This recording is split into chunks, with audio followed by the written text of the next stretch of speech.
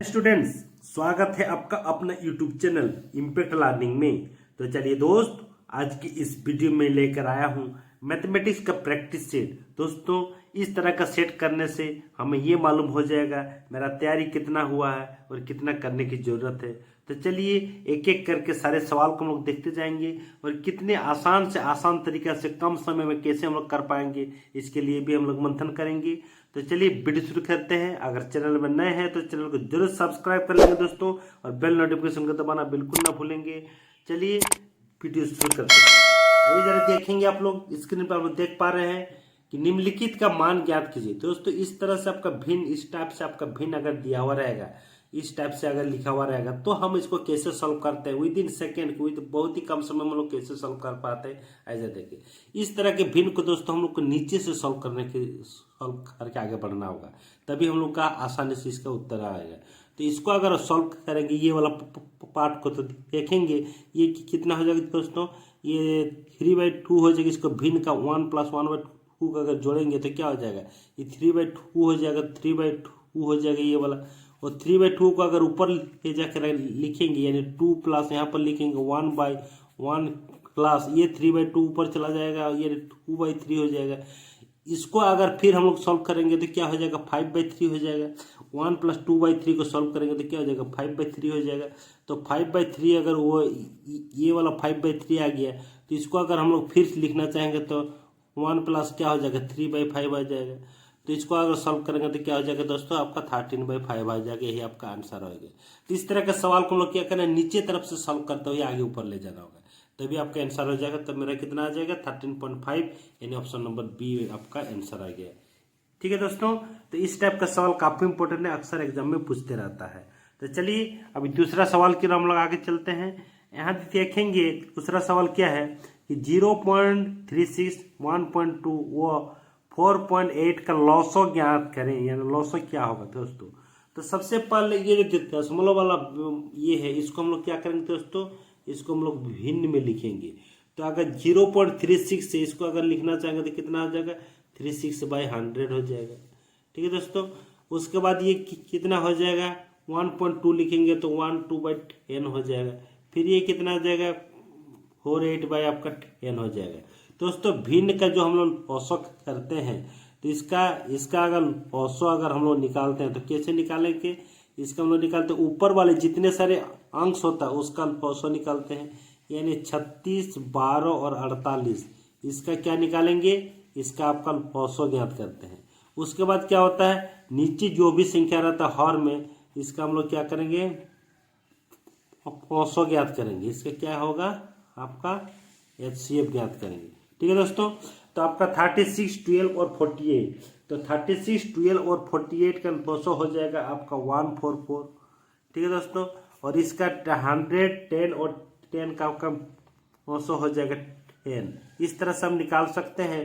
इसको क्या लिखेंगे, 14.4 आपका क्या आ जाएगा, औसत आ जाएगा। तो चलिए दोस्त, आपका आ गया आंसर 14.4, यानी ऑप्शन नंबर बी आपका सही जवाब हो जाएगा। तो इसी तरह से आपका क्वेश्चन पूछा जाएगा कॉम्पिटेटिव एग्जाम में। आपको धैर्य रखते हुए सारे क्वेश्चन का जवाब सही सही देने का कोशिश करना है। तो चलिए दोस्त, अगला सवाल की हम लोग आगे चलते हैं। Question number 3। क्वेश्चन नंबर 3 देखिए क्या लिखा हुआ है कि दो संख्याओं का मौसो 7 है। दोस्तों ध्यान देंगे, ये काफी इंपॉर्टेंट सवाल है। दो संख्याओं का क्या है, मौसो 7 है, तब निम्न में से कौन सी संख्या उसका लॉसो हो सकती है। ये इसको क्या कह रहा है, दो संख्याओं का अगर HCF यानी मौसो 7 है, तो ये जो चारों संख्या थी, इनमें से कौन सा संख्या ये 7 का क्या हो सकता है, लॉसो हो सकता, यानी कौन सी संख्या उनका लॉस हो सके। तो दो संख्याओं का लॉस हो, इनमें से कौन सी संख्या। दोस्तों, एक चीज मैं समझा देना चाहता हूँ कि किन्हीं भी संख्याओं का जो लॉस होता है, उन संख्या के लॉस से वो 100% डिवाइड होगा, यानी विभाजित होगा। तो अगर हम इसका सॉल्यूशन निकालना चाहेंगे तो मैं देखूंगा कि इनमें से कौन सी संख्या 7 से पूरी डिवाइड हो जाएगा। तो 24 तो आपका 7 से डिविजिबल नहीं होगा। ये आपका ये दोस्त, अगला सवाल है क्वेश्चन नंबर 4। क्वेश्चन नंबर 4 क्या है आपका, यदि √24 = 4.899 हो तो √8/3 का मान क्या होगा। दोस्तों, इस तरह का जो सवाल होगा उसको हम लोग यहाँ पर लिख सकते हैं क्या लिख सकते हैं, √8/3 दिया हुआ है, इसका मान आपको ज्ञात करना है। तो इसको सबसे पहले हमको अरेंज करना है। किस टाइप से अरेंज करेंगे, बताएंगे, लिखेंगे मेरे 24 ये मान दिया हुआ है, तो ये चीज कहीं ना कहीं मुझे आना चाहिए, तभी इसका मान को बेस कर रख के फिर हम उसका नतीजे पे उसका सोल्यूशन पे आएंगे। तो किस टाइप से लिखेंगे फिर, तो हम लोग अगर 8 को 3 से मल्टीप्लाई कर देते हैं तो क्या हो जाएगा, 24 आ जाएगा। तो अगर ऊपर मल्टीप्लाई करते हैं 3 से, तो नीचे भी आपको 3 से मल्टीप्लाई करना होगा। ठीक है दोस्तों, तो ऊपर क्या होगा आपका √24 आ गया, और यहाँ √3 से 2 को 3 है तो एक 3 आपका निकल जाएगा, तो रूट हट जाएगा। अभी क्या करना है दोस्तों, यहाँ पर √24 को यहाँ पर मान लिखेंगे 4.899 लिख देंगे और 3 से आपका डिवाइड कर देंगे। ठीक है दोस्तों, 3 से मेरा क्या हो जाएगा, डिवाइड हो जाएगा, तो ये आ जाएगा आपका 1.6, उसके बाद आ जाएगा आपका 3, उसके बाद आपका 3, यही आपका आंसर हो जाएगा। तो इस तरह से आप समझ सकते हैं इसका आंसर क्या होगा, ऑप्शन नंबर ए इसका सही जवाब हो जाएगा। क्वेश्चन नंबर 4 का सही जवाब क्या हो जाएगा, ऑप्शन नंबर ए। तो चलिए दोस्त, अभी अगला सवाल की ओर चलते हैं। यहाँ देखेंगे लिखा हुआ है क्वेश्चन नंबर 5 क्या है कि √1 + क्यूब रूट ऑफ 27। दोस्तों इस तरह के सवाल को मुंह बिना पेन पेपर से हम लोग का करने की जरूरत है। बस अभ्यास एक बार कर लेंगे तो बिल्कुल आपका कहीं से भी दिक्कत नहीं होने वाला है। तो चलिए इसमें देखेंगे, यहाँ पे मैं लिख कर दिखाता हूँ 1 +, यहाँ पर देखिए क्यूब रूट ऑफ 27। तो क्यूब रूट ऑफ 27 को हम लोग क्या लिख सकते हैं, 3 × 3 × 3 इतना लिख सकते हैं। तो ये क्या हो जाएगा आपका 1 +, यहाँ 3 में से एक निकलेगा बाहर क्योंकि क्यूब रूट है, तो क्या हो जाएगा 3 हो जाएगा। तो यानी √4 यानी क्या आ जाएगा आपका 2 आंसर। ये इस तरह का सवाल को बिल्कुल आपको पेन एंड पेपर छूना ही नहीं है, यहीं से आपका आंसर हो जाएगा। तो आपको एक अभ्यास कर लेना है, अभ्यास करने से ही सारी चीज आपको हो जाएगा। तो चलिए दोस्त, इसका आंसर क्या हो जाएगा, ऑप्शन नंबर सी आपका 2 आपके इसका आंसर हो जाएगा। तो चलिए आगे चलता हूँ अगले सवाल की ओर। अगला सवाल है आपके स्क्रीन पे, देखेंगे क्वेश्चन नंबर 6। क्वेश्चन नंबर 6 क्या है दोस्तों, ये इस टाइप का सरलीकरण दिया रहेगा, इसका मान निकालने के लिए कहेगा। तो ऐसे छोटे मोटे सरलीकरण का जो मान है, इसमें भी हम लोग कलम और कागज को नहीं छुएंगे, कॉपी को नहीं छुएंगे, छुए बिना करने की जरूरत है। तो किस टाइप से करेंगे आइए जरा दिखाते हैं। तो सबसे पहले इसमें क्या होता है, हम लोग का एक नियम होता है, वो होता है पौधमास। इसको आपको ध्यान में रखना होगा, क्योंकि सबसे पहले किसका काम होगा, ई का यानी ब्रैकेट का, उसके बाद ऑफ का, उसके बाद डिवीजन का, उसके बाद मल्टीप्लिकेशन का, उसके बाद एडिशन, उसके बाद सब्ट्रैक्शन।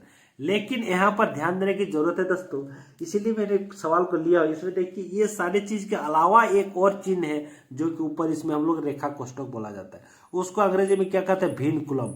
तो भिन्नकुलम सबसे पहले उसका वार होगा दोस्तों, उसके बाद ब्रैकेट, उसके बाद ऑफ, उसके बाद डिवीजन, उसके बाद मल्टीप्लिकेशन, उसके बाद एडिशन, देन सब्ट्रैक्शन। तो चलिए इस टाइप से हम लोग करते चलते हैं। तो सबसे पहले जब भिन्नकुलम का यहाँ पर वर्क होगा तो क्या करेंगे, 8 में से 5 जाएगा तो कितना रहेगा, 3 रहेगा।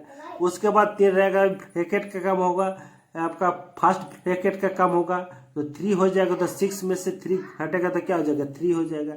फिर 3 में से आपका 7 में से 3 घटेगा तो कितना होगा, 4 हो जाएगा यहाँ पर। और यहाँ से 6 में से घटेगा 4 तो कितना हो जाएगा आपका 2 हो जाएगा। और 10 में से 2 घटेगा तो क्या हो जाएगा आपका 8 हो जाएगा। इस तरह से आपको आंसर कर लेना दोस्तों। आप यहाँ से देखेंगे, एक बार दोबारा दिखाता हूँ, 8 में से 3 घट गया, यहाँ क्या आ गया, 3 आ गया। 6 में से 3 हो गया, क्या हो जाएगा, यहाँ पर भी आपका 3 आ गया, यहाँ पर भी आपका 3 आ गया। अभी यहाँ 7 में से 3 चला गया, यहाँ पर कितना आ गया, 4 आ गया। 6 में से चला गया 4, कितना आ गया, 2 आ गया। और 10 में से आपका 2 चला गया, कितना आ गया आपका 8 आ गया। 8 आपका आंसर हो जाएगा, ऑप्शन नंबर ए आपका सही जवाब हो जाएगा। तो इसी तरह से करना है दोस्तों, बिल्कुल घबराने की जरूरत नहीं, धैर्य बना के रखिए और एक एक सवाल का आंसर सोल्यूशन समझते चलिए। चलिए अगला सवाल काफी इंपॉर्टेंट है दोस्तों, क्वेश्चन नंबर 7। क्वेश्चन नंबर 7 क्या दिया हुआ देखिए, 1000 का 25% का 1% का 1% क्या होगा।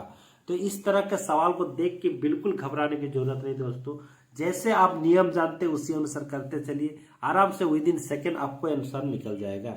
तो चलिए यहाँ देखिए क्या है, इसको हम लिख सकते हैं 1000 का मीन्स गुना, यहाँ पर क्या हो जाएगा आपको 25% यानी 25 पे 100 लिख देंगे, का मीन्स गुना 1/100 लिख देंगे यहाँ पर 1% का, का मीन्स गुना 1 बाई क्या करेंगे यहाँ पर भी 100 लिख देंगे।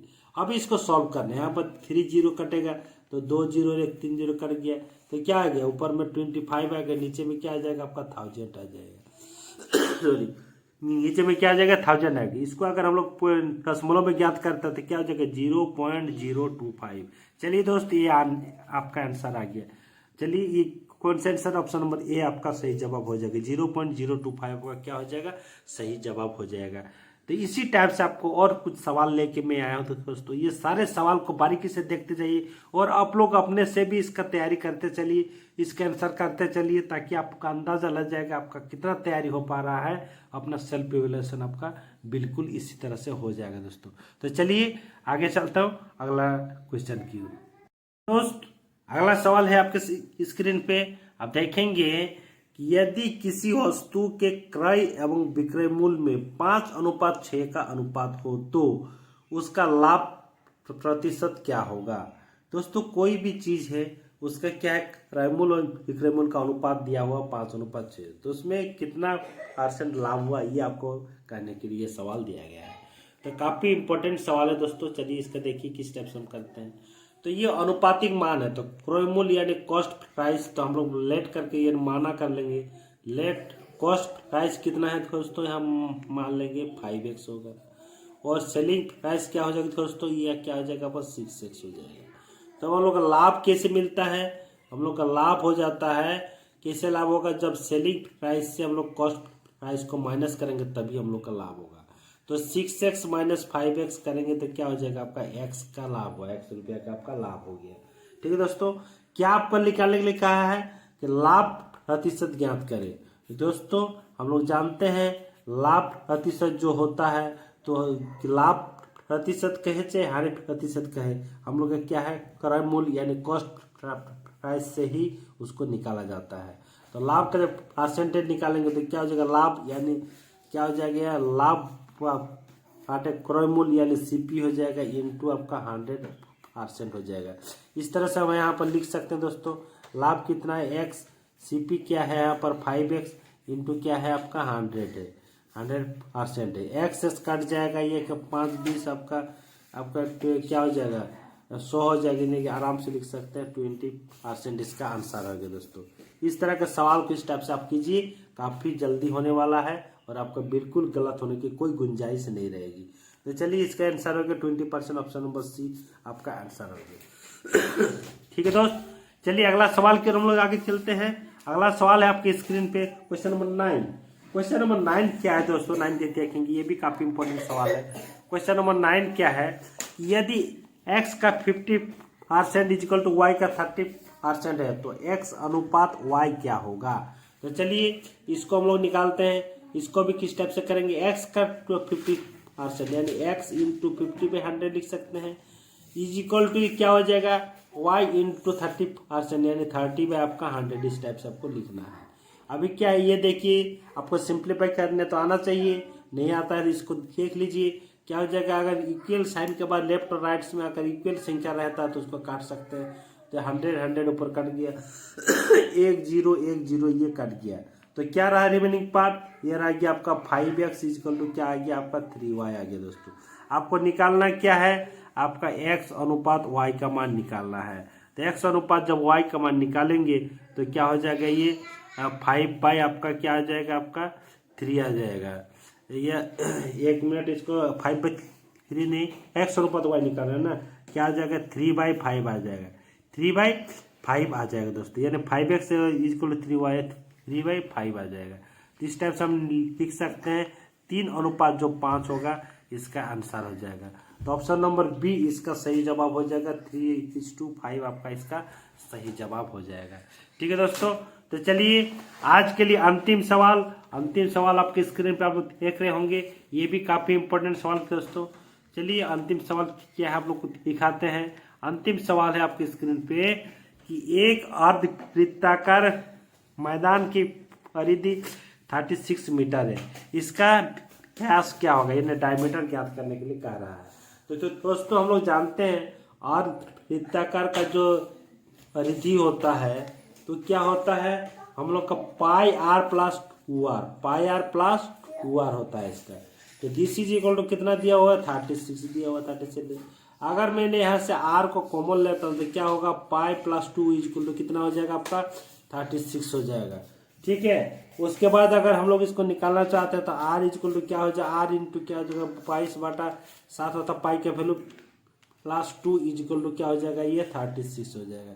इधर लिखता हूँ दोस्तों तो क्या हो जाएगा r इंटू क्या हो जाएगा, इसको अगर सॉल्व करेंगे तो क्या होगा 36/7 इज इक्वल टू आपका 36 आ जाएगा। तो दोस्तों 36 कैंसिल हो जाएगा तो r/7 is equal to 1 implies that r is equal to क्या हो जाएगा दोस्तों 7 हो जाएगा। मुझे क्या निकालने के लिए कहा है, आपका डायमीटर निकालने के लिए कहा है, व्यास निकालने तो d इज इक्वल टू क्या लिखेंगे 2 इंटू r होता है 2r। This is equal to क्या लिखेंगे 2 इंटू 7 इज इक्वल टू आपका 14 सेंटीमीटर। यही आपका आंसर हो जाएगा, यानी डायमीटर हो जाएगा। इस तरह से आप समझ सकते हो दोस्तों, इस तरह से इसके आंसर क्या हो जाएगा 14 centimetre. And option number D आपका सही जवाब हो गया। तो आई होप दोस्तों जितने सारे भी मैंने इंपॉर्टेंट सवाल लिया हूँ सारे सवाल को आप लोग भली बातें समझ गए होंगे। और अगर अच्छा लगा वीडियो तो जरूर वीडियो को एक लाइक करना बिल्कुल ना भूलेंगे दोस्तों। और अगर चैनल में नए हैं तो चैनल को सब्सक्राइब कर दीजिए, बेल नोटिफिकेशन दबाइए ताकि इस तरह का वीडियो का नोटिफिकेशन आप तक हमेशा पहुँचता रहे। तो चलिए दोस्त आज के लिए फिर इतना ही रखते हैं, फिर मिलता हूँ अगले वीडियो में। तब तक के लिए धन्यवाद। Thanks for watching this video.